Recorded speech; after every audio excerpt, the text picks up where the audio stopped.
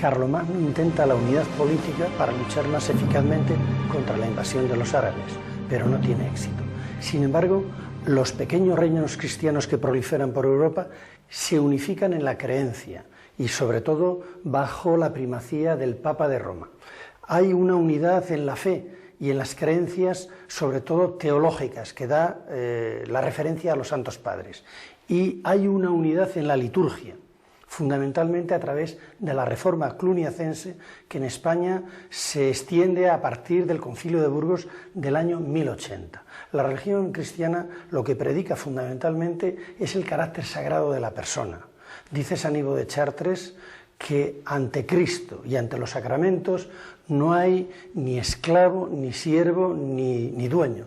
Todos los hombres son iguales. Este carácter sagrado del individuo hace que el románico sea una época eminentemente espiritual. Y esta espiritualidad se traslada a todas las manifestaciones artísticas, sean arquitectónicas, escultóricas o pictóricas, consiguiéndose un arte de una gran unidad. Por eso podemos decir que el románico es el primer arte de la unidad europea.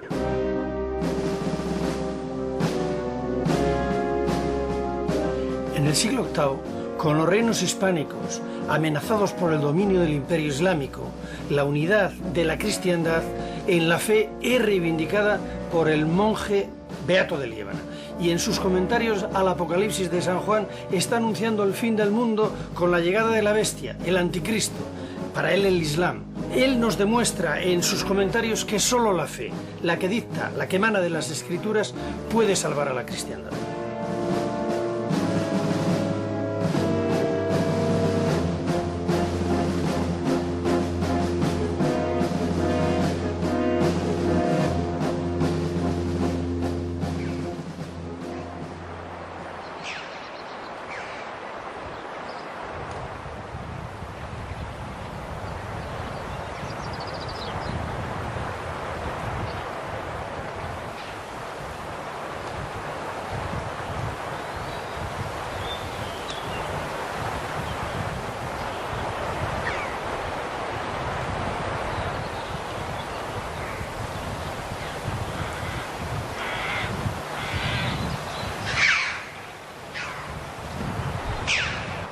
Los malos presagios de Beato, con el Apocalipsis en el horizonte del año 1000, no se han cumplido.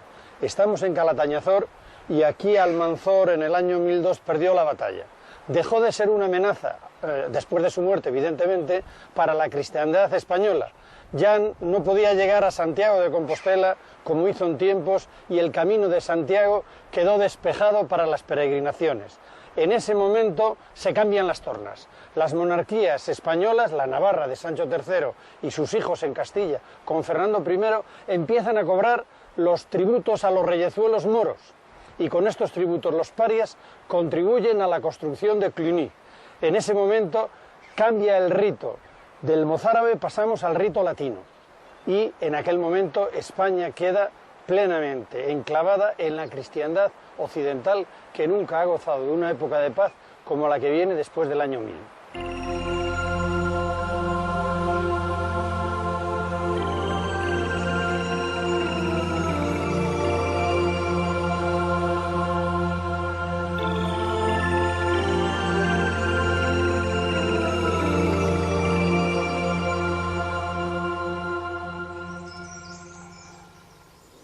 La creencia fundamental de los cristianos es que el Dios único, en un momento dado de la historia, se encarna, se hace hombre y viene a este mundo. Eso lo sabemos porque lo han contado los 4 evangelistas, de los cuales suele haber testimonio en las iglesias.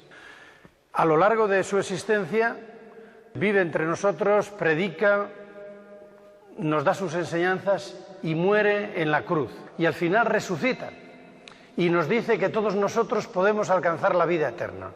Para alcanzar la vida eterna tenemos que seguir las enseñanzas de la Iglesia, el magisterio de la Iglesia. Y para poder seguir sus enseñanzas se construyen estos templos que en alguna medida son eternidad hecha piedra. Este sería el testimonio de la espiritualidad cristiana.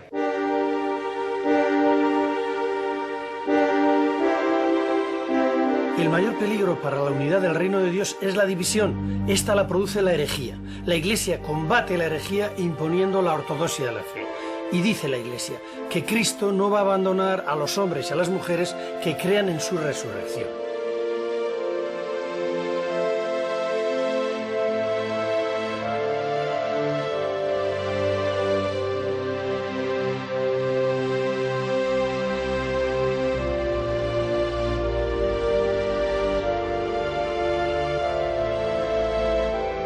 ¿Qué sentido tiene como símbolo, como contenido de la sangre de Cristo, el cáliz? Esa sería la esencia de nuestra religión. Sí, en definitiva, esa es la esencia, sobre todo, la esencia es la muerte y resurrección de Cristo, porque el mismo Cristo después nos revela al Padre y al Espíritu Santo, el Dios uno y trino. Pero después Jesucristo nos dice, yo me quedo con vosotros hasta el final de los tiempos. Y se queda de una forma real, aunque misteriosa, en el sacramento de la Eucaristía. Por eso ciertamente es de la Eucaristía donde sacamos la fuerza, la energía para seguir profundizando en la fe y seguir experimentando ese infinito amor que Dios nos tiene.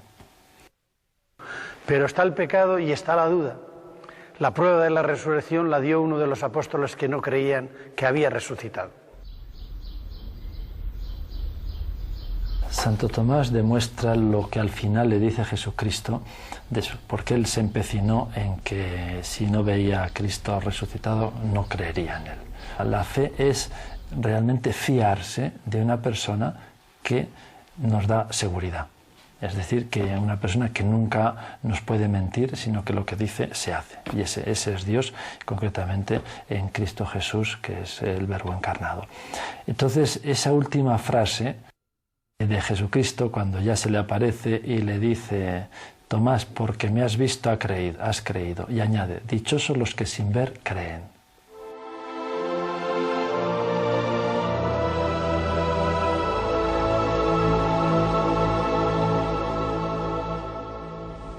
El escultor románico mitiga e incluso oculta el sufrimiento de Cristo en la cruz y nos lo presenta ya como triunfante y resucitado.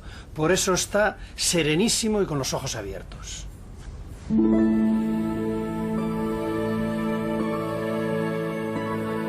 Hay Cristos románicos maravillosos como el de Grigera, el de Vallejo o el de San Esteban.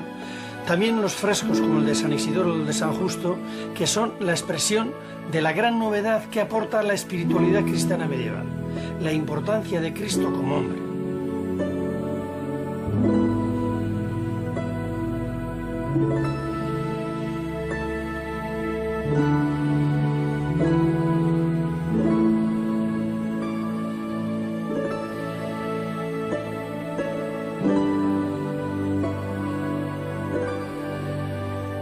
Fueron las tallas en marfil como este Cristo de Carrizo los que sirvieron como modelos para el resto de los Cristos del románico.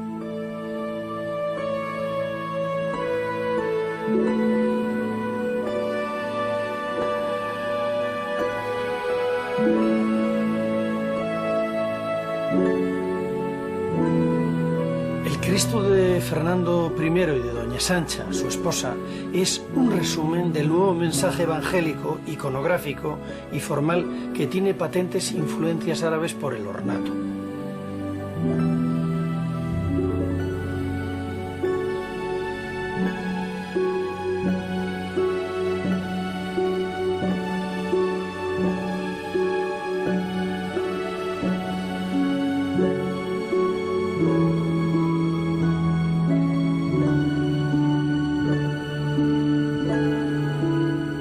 Los trabajos en marfil y las miniaturas de los libros, sean códices, biblias o beatos, son la referencia que luego servirá para plasmarse en obra grande en los frescos de las paredes, bóvedas y en la piedra de los capiteles de las iglesias y en los pórticos de los claustros.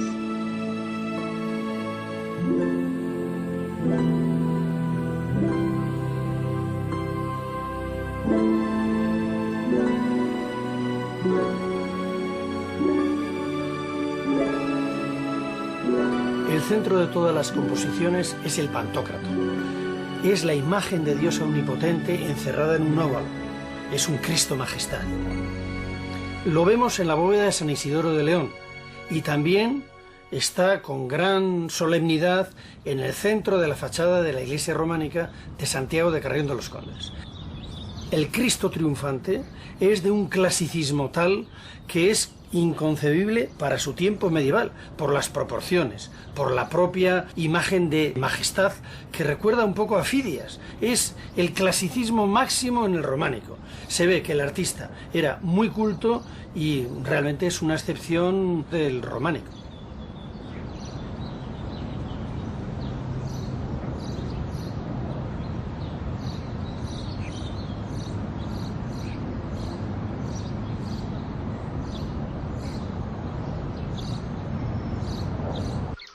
La iglesita de Moárabes de Ojeda toma como modelo la de Santiago, pero el artista es mucho más torpe. Sin embargo, el efecto es igual de convincente. Anuncia que entramos en la casa de Dios.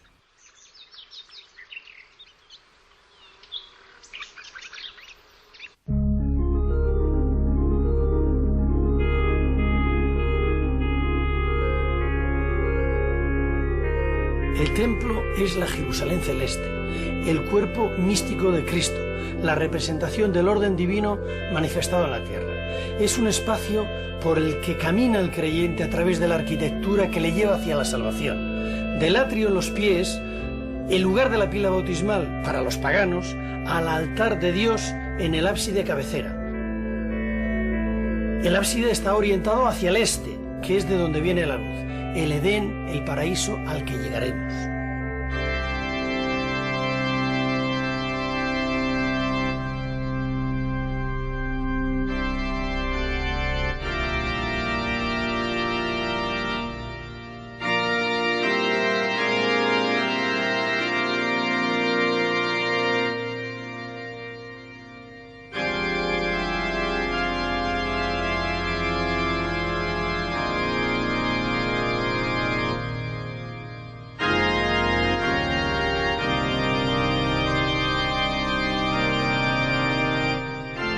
Pequeños grupos itinerantes de maestros constructores que se habían formado en los monasterios recorrían las tierras y dirigían y realizaban la obra de las pequeñas iglesias. Allí dejaban los mensajes en piedra, en parte de la palabra de Dios y en parte de sus ocurrencias y de los mensajes elitistas por un lado o esotéricos por otro, con una interpretación sencilla y directa hacia el pueblo llano.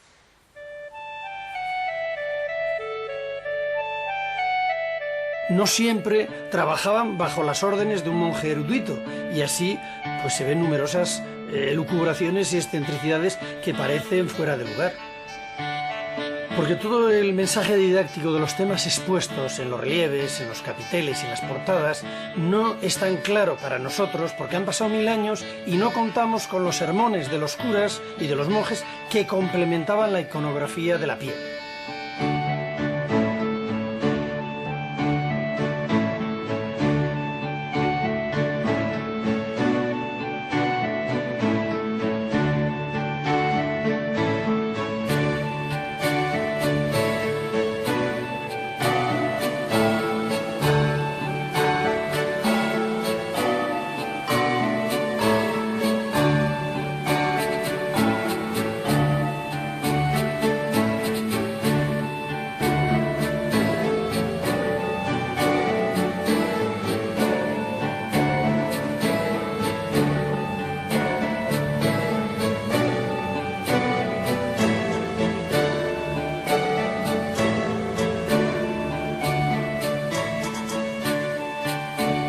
Haciendo un recorrido, una excursión por las iglesias y catedrales románicas, podemos hacer a la vez un recorrido a través de las escenas más importantes de la Biblia.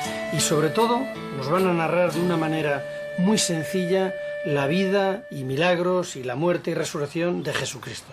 Empezando por la anunciación de la iglesia de San Vicente de Ávila.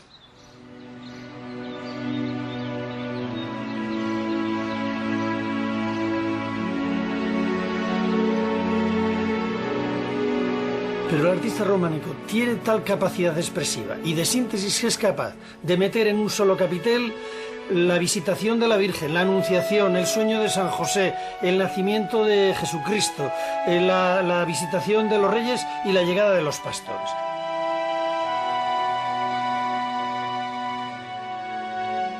Los reyes siguen apareciendo en multitud de capiteles. Es un motivo favorito de los escultores románicos. Y también lo son la huida a Egipto, la matanza de los inocentes, como esta bellísima de Aguilar de Campoo, es otra de las muestras más expresivas de la escultura románica.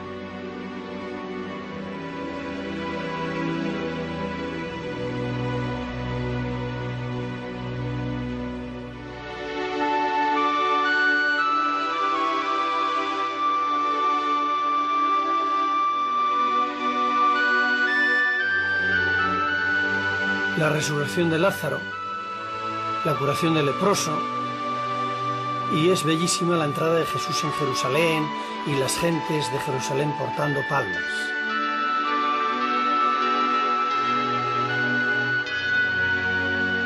La última cena está representada en los frescos de San Isidoro de León, y en los frescos de San Justo de Soria tenemos el beso de Judas.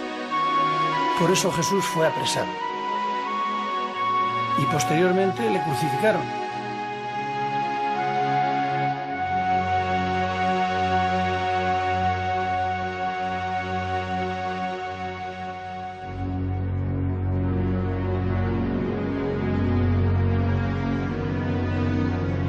Pero este relieve de siglos nos muestra que al tercer día resucitó y posteriormente a los 40 días subió a los cielos.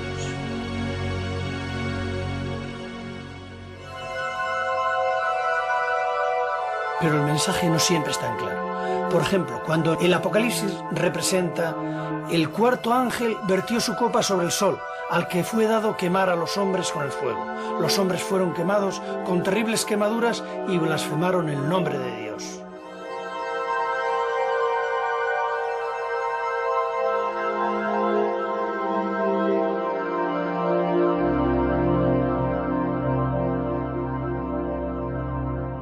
En la época románica la mayor parte de la población era iletrada. La cultura y el saber estaban en los monasterios. Allí los monjes se dedicaban a la copia y reproducción de bellísimos y utilísimos documentos. Son conocidos por todos los beatos.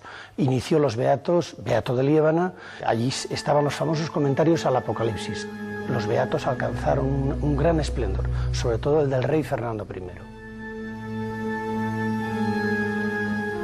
Beato de Liébana escribe su comentario del Apocalipsis como respuesta a lo que él cree que es la herejía que propaga Elipando, arzobispo de Toledo, adopcionista. Decía que Jesús no era hijo de Dios, sino hijo adoptivo.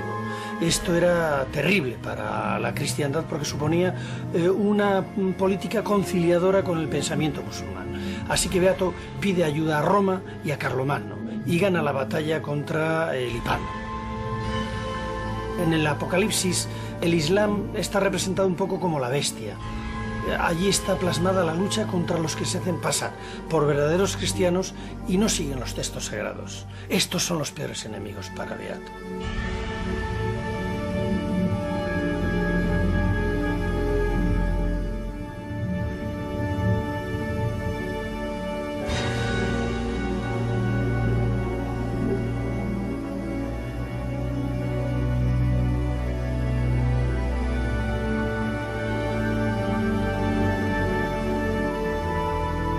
De los beatos sacaban los canteros, a través de las copias que les pasen, los elementos que luego traspasan a la piedra, que es la Biblia de los pobres en alguna medida. En los pórticos de las iglesias, en los tímpanos, en los canecillos y en los capiteles de los claustros.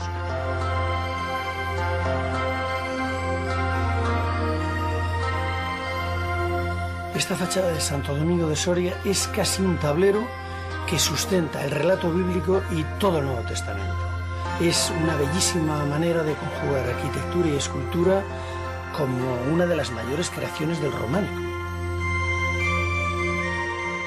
En esta iglesia de Santo Domingo están tan humanizados los personajes y la tendencia narrativa lineal aporta tanta claridad al mensaje evangélico que puede considerarse como un gran ejemplo.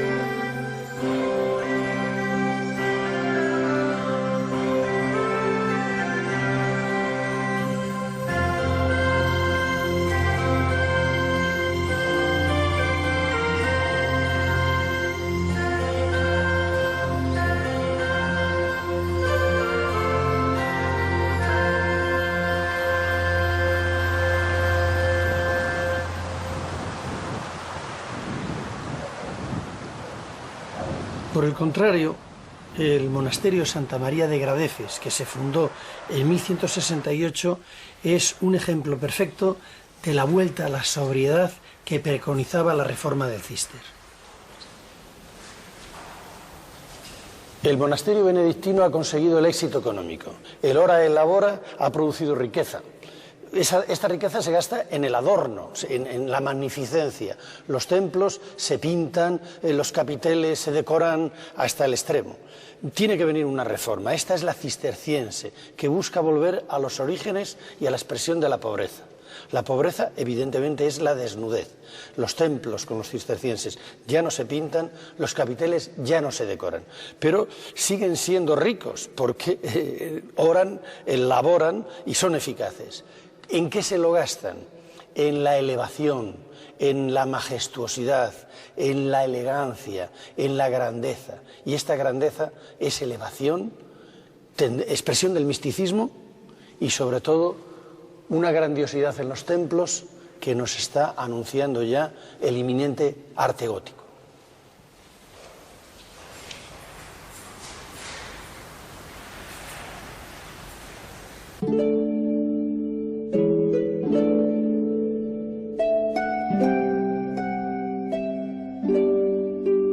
Estas son las monumentales ruinas del monasterio de Santa María de Moreruela, que fue el primer monasterio cisterciense de la península.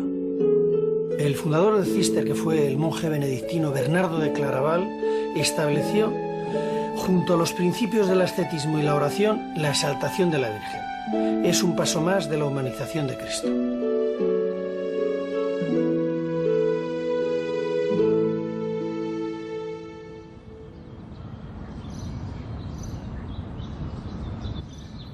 En una esquina del claustro tienen ustedes la coronación de la Virgen, que para mí es una de las mejores esculturas del románico. San Bernardo tenía una gran devoción a la Virgen, y los cistercienses también, que son una variante benedictina. ¿Qué significa la Virgen María? Tenemos que tener en cuenta que el Concilio de Éfeso ya declara a María como la Theotokos, la Madre de Dios. Entonces, lógicamente, comienza a tener un puesto dentro de la espiritualidad cristiana, aunque siempre, ciertamente, en el puesto que le corresponde como Madre de Dios, pero sin quitar ni opacar a su Hijo, sino todo lo contrario, como una forma de ir hacia el Hijo a través de la Madre. La representación de la Virgen en el románico es una madre trono, la Virgen Majestad, que sirve de trono, asiento a su hijo coronado rey. Esta es una de las imágenes más populares de todo el románico. Se repite normalmente en madera, pero también en piedra, en casi todas las iglesias representadas, bien sea en los altares o bien sea en las esquinas de los claustros, incluso en los capiteles.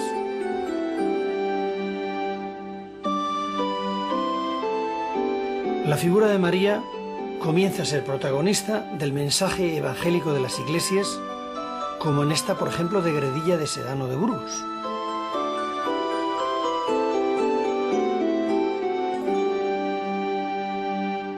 El eterno debate entre la fe y la razón, en el siglo XI. ¿Cómo convivían la fe y la razón? Es decir, porque en otras religiones pues, ha imperado la fe solamente. La fe y la razón prácticamente hasta muy tarde van a la par. O sea, era un único saber. Los teólogos medievales, por ejemplo, del siglo XII, los tomistas, no solo sabían teología, sabían astronomía, sabían medicina, etcétera, matemáticas, y lo veían como una ciencia global. Aparte de la fe, que es un don gratuito de Dios, es una virtud teologal, había que utilizar toda esta riqueza y estos conocimientos que nos da la misma naturaleza y el mismo estudio como medios eficaces para un mejor conocimiento de Dios y una mejor experiencia de Dios, sobre todo, porque hay que ir a la experiencia de Dios.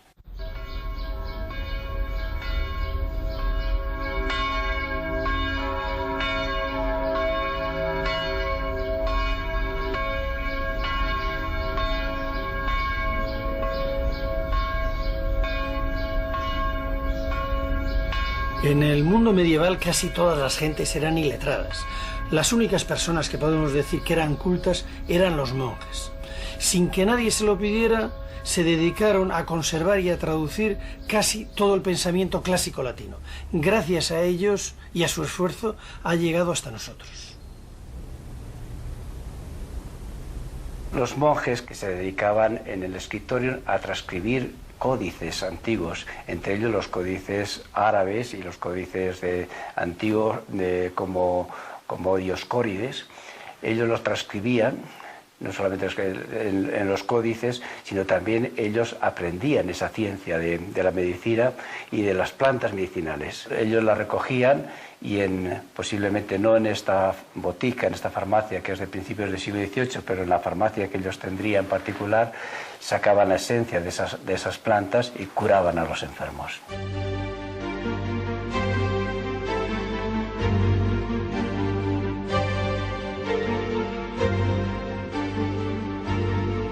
El libro es fundamental en la cultura medieval. Los monasterios, copiando libros, traduciendo libros y elaborando los beatos, transmiten la cultura. Este saber se transmite de monasterio en monasterio al resto de la sociedad. El cristianismo tiene la ventaja sobre otras religiones de que al definir a Cristo como un Dios hecho hombre, tiene una convivencia con la historia. Cristo y el hombre se hacen historia y por lo tanto admite con gran facilidad los saberes provenientes de otras culturas.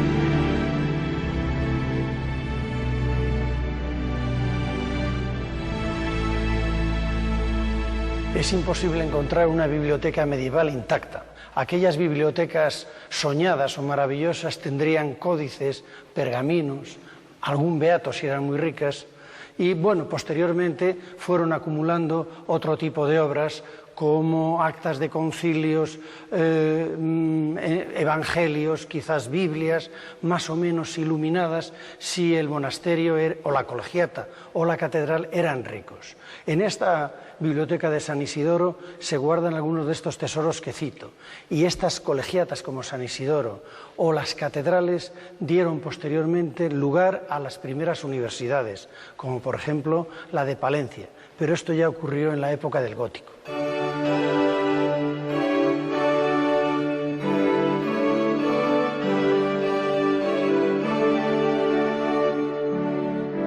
En la catedral, alrededor de la cátedra, surgen unos estudios. Las universidades, por lo tanto, se desarrollan en las ciudades, son la expresión de la ciudad. La razón hace que puedan levantar estas catedrales. La fe es el motor, pero la razón es lo que hace que estas catedrales enormes, románicas y posteriormente majestuosas, góticas, no se les caigan. Con fe se impulsa la catedral hacia arriba y con la razón se evita que se desplome.